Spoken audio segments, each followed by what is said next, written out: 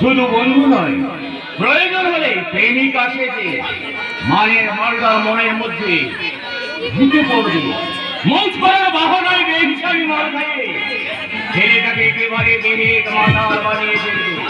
তারপর মালটা যখন ধীরে ধীরে মেন্টালি এন্ড ফিজিক্যালি প্যারালাইজড হয়ে যাবে, ঠিক তখনই ওর তার বাড়ি ঢেলে দেবে।